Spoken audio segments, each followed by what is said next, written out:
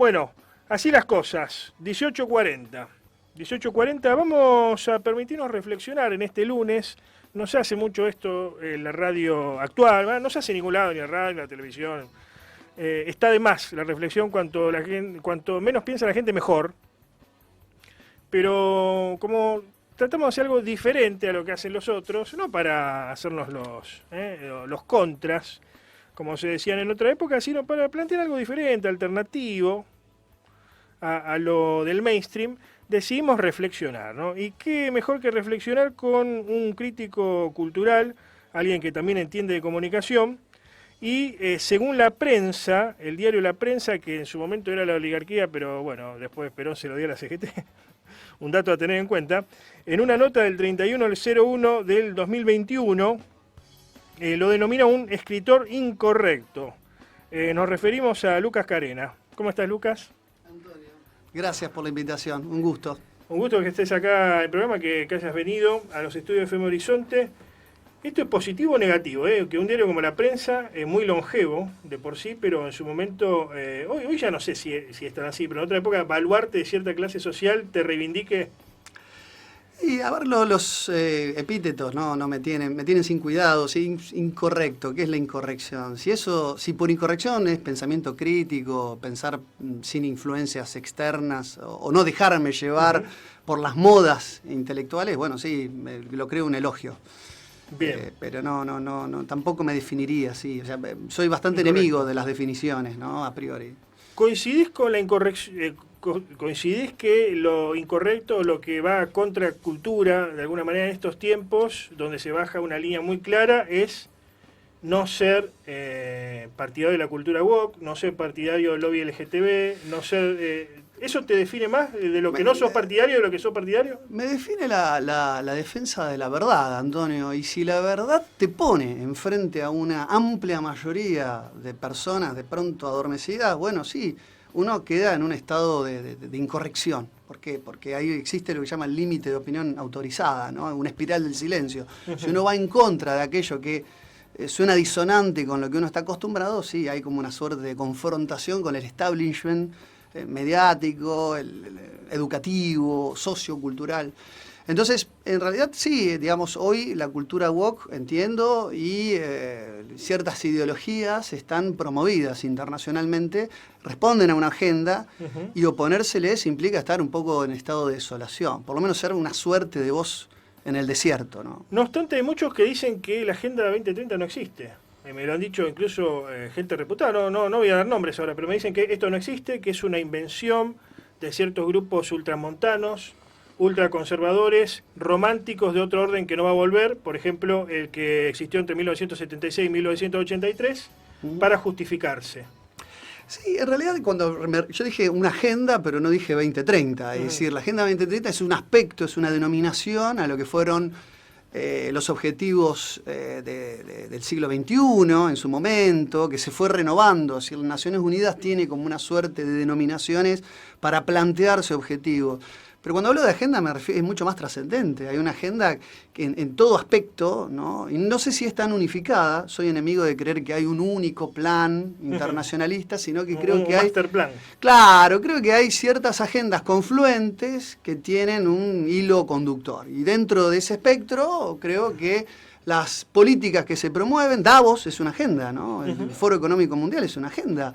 Lo dijo Klaus Schwab hace poco. ¿El Foro de San Pablo es una agenda también? También es una agenda. El sistema pedalea una vez por izquierda y una vez por derecha. Fíjate que a Lula lo sacaron de la cárcel para hacerlo presidente de la nada.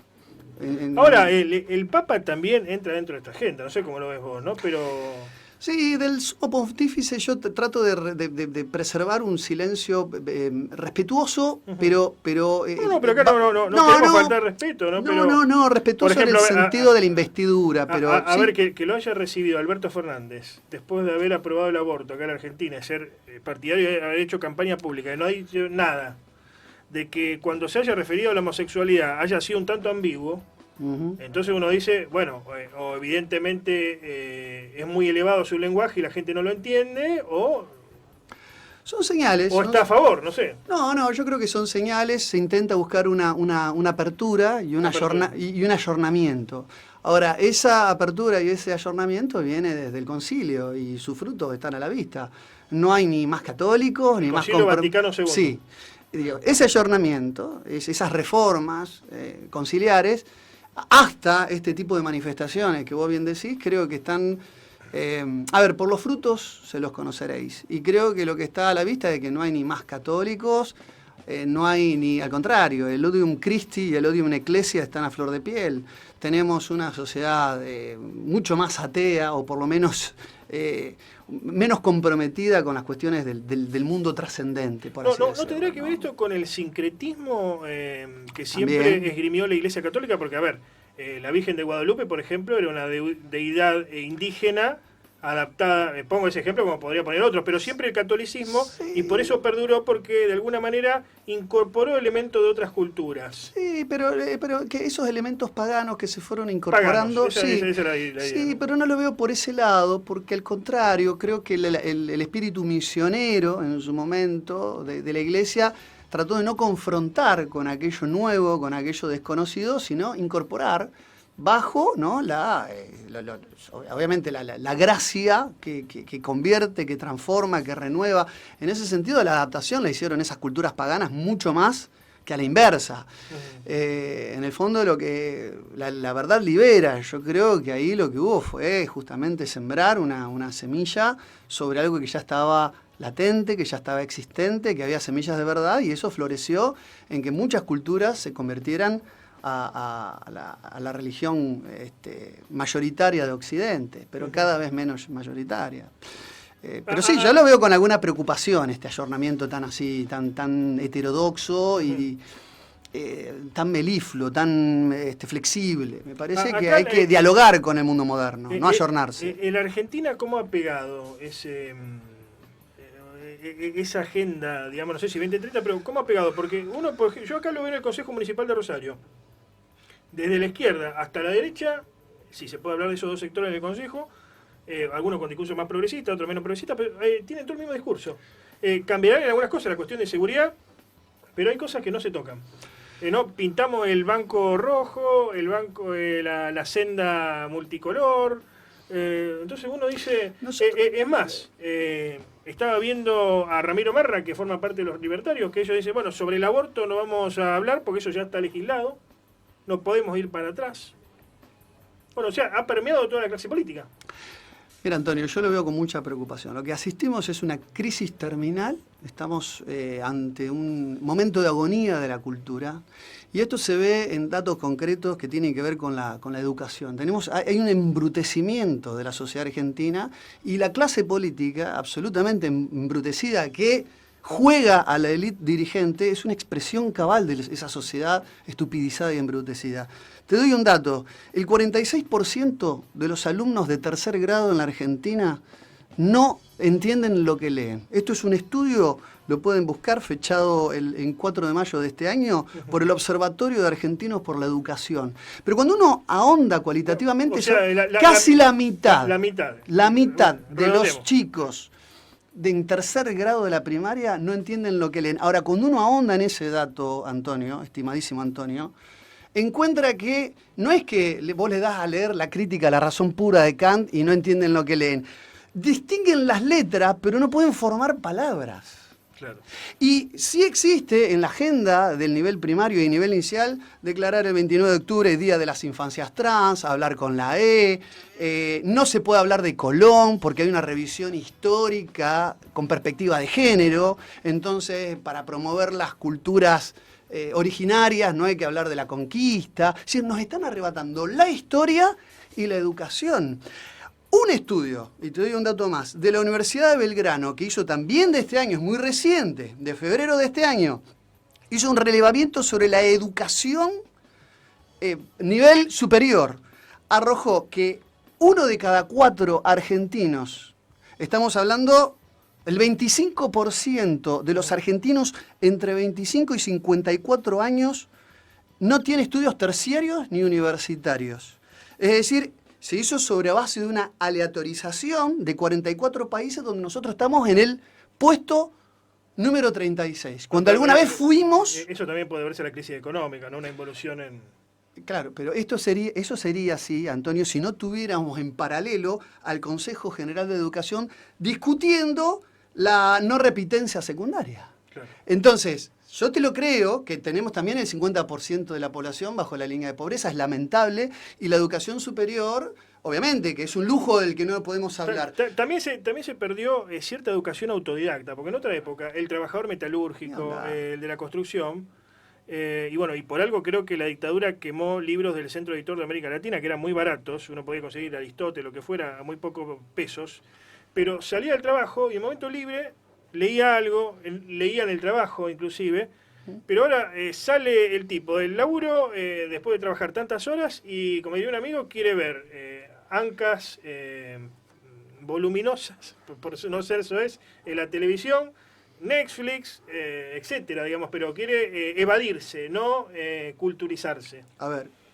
yo con esto no estoy diciendo que haya nada denigrante en no tener un título universitario. O sea, uno no mira las cosas desde una torre de marfil.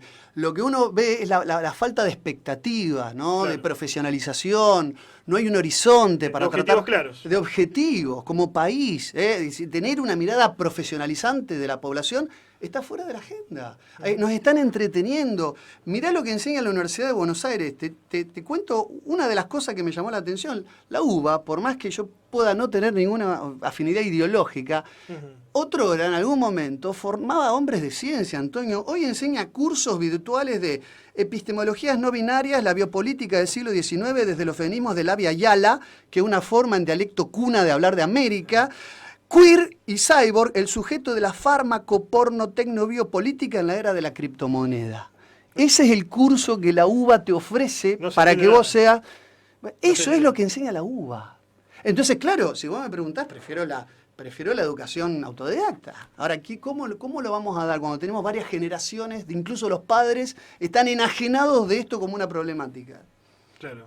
Vos, no obstante, tenés un grupo de intelectuales amigos que distribuyen publicaciones, que, bueno, estás en Conclusión, también tienen un programa acá, junto a Pablo Dávali. Sí, gracias a la gente del sindicato y de Conclusión nos han dado el Sindicato de Empleados de Comercio que tiene Conclusión. Sí, muy amablemente y con mucha apertura nos han permitido, compañeros de ahí, nos han permitido tener nuestro programa, donde hacemos este tipo de críticas. Eso es ser hábil, muchachos. ¿Vieron el nicho de mercado?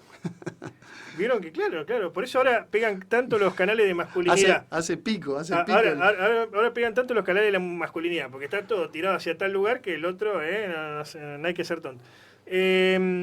Hablabas de educación. Sí. Yo uno de los pocos en criticar la ESI. Que después para otro debate, pero los términos ahora woke o progress son todos con siglas, ¿no? ESI, IBE, ILE, no sé si te pudiste pensar, es como para quitarle, para hacerlo más técnico y que no se entienda nada, ¿no? En vez de decir aborto, no, IBE, ILE.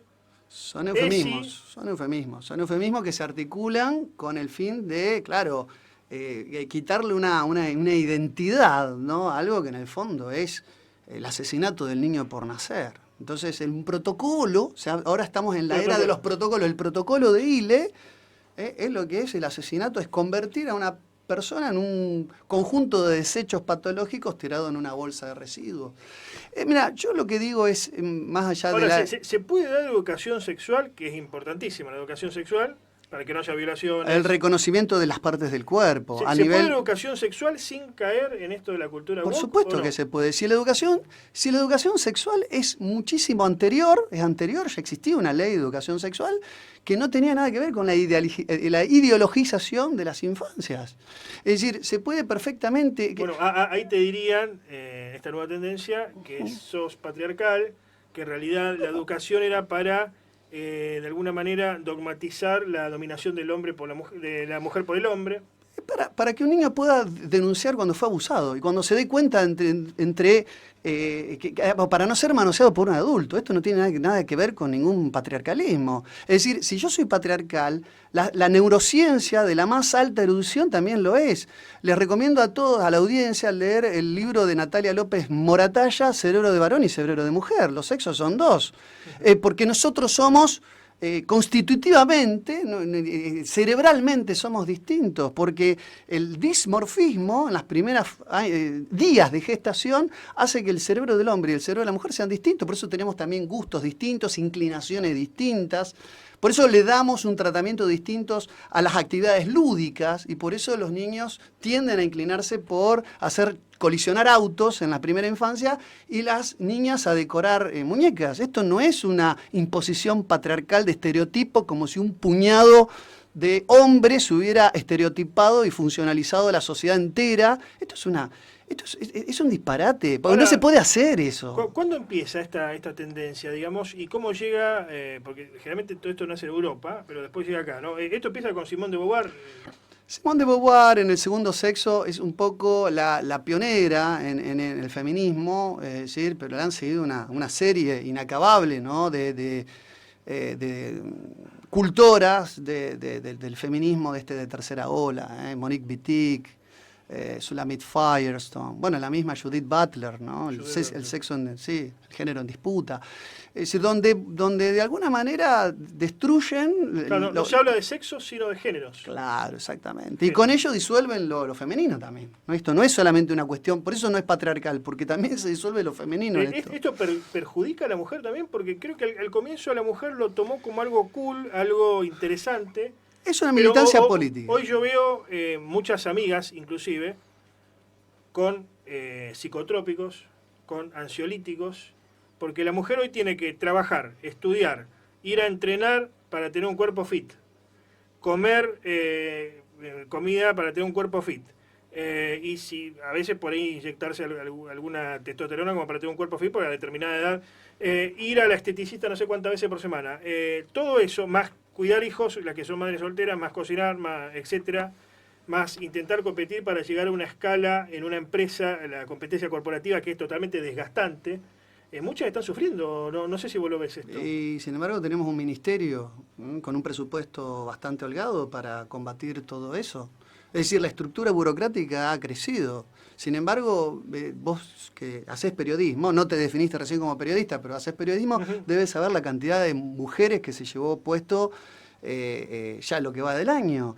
Si cuántas mujeres siguen siendo asesinadas. ¿Por qué? Porque se sigue apuntando a un falso diagnóstico. Como estas doctrinas son pseudocientíficas, construyen un falso diagnóstico y cuando tenés una mala diagnosis no tenés las herramientas de solución necesarias. Siguen apuntando a un heteropatriarcado como una suerte de entelequia allá que están en la microfísica del machismo o en el micromachismo, que va en el trato, la violencia verbal, cosas que pueden llegar a existir, pero que no tienen un sustento acá no estamos haciendo campaña a favor de la violencia contra la mujer ni contra nadie. No, precisamente porque me opongo ante todo contra cualquier tipo de violencia contra la mujer, tengo la obligación de denunciar que el diagnóstico sobre los cuales se emplazan las políticas de género están errados y lo que van a traer como consecuencias es que ni las mujeres sigan muriendo ni que las mujeres dejen de ser abusadas o maltratadas. Eso es lo que estoy diciendo. Sobre una base pseudocientífica no se puede construir nada sólido. Yo desafío a cualquier ideólogo de género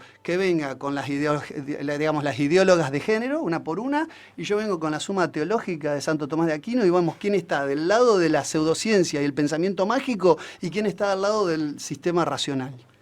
Lucas, ¿cómo te encuentran? ¿Cómo siguen tus escritos? Tenés varios libros publicados. ¿Cómo te siguen? En las redes sociales, en Instagram, Lucas Carena 6, sobre todo en Twitter, me pueden seguir, ahí donde tratar de polemizar y de compartir algunas de mis publicaciones. También tengo una cuenta en Instagram y en Facebook. Pero también, sobre todo, mi canal de YouTube, que comparto este tipo de encuentros, de charlas, a las que me invitan como vos muy amablemente. El Gibelino es mi canal de YouTube. El Gibelino Lucas Carena me van a encontrar. Muchas gracias. Gracias a vos.